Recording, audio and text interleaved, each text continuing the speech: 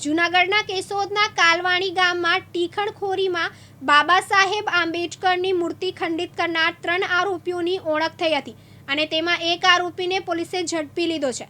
ત્યારે આ બનાવમાં અન્ય 2 આરોપીને ઝડપી લેવા માટે પોલીસે તવાયત શરૂ કરી છે।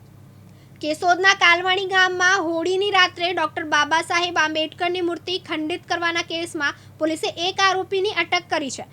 આ ઘટના ગત 14 માર્ચની વહેલી સવારના 8 વાગ્યા દરમિયાન બની હતી। આરોપી હિતેશ દયાતર કાલવાણી ગામનો જ રહેવાસી છે। પોલીસ તપાસમાં 2 અન્ય આરોપીઓમાં અભય દયાતર અને નરેશ જેસિંગા દયાતરની સંડોવણી પણ બહાર આવી છે।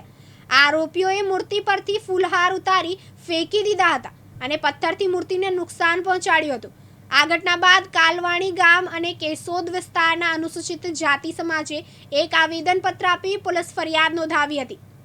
ગામના રતિલાલ પાત્રે નોંધાવેલી ફરિયાદના આધારે પોલીસે ગણતરીના દિવસોમાં આરોપીને પકડી પાડ્યો છે અને પોલીસ તપાસમાં જાણવા મળ્યું છે કે આરોપીઓએ હોળીની રાત્રે ટીખણખોરીમાં આ કૃત્ય કર્યું હતું। આરોપી હિતેશ દયાતર સામે અગાઉ પણ મારામારીનો કેસ નોંધાયેલો છે।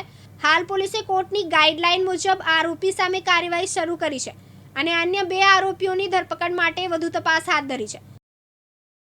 પ્રકાશ દવે સાથે યજ્ઞેશ ભટ્ટ, દિવ્યાંગ ન્યૂઝ, કેશોદ, જૂનાગઢ।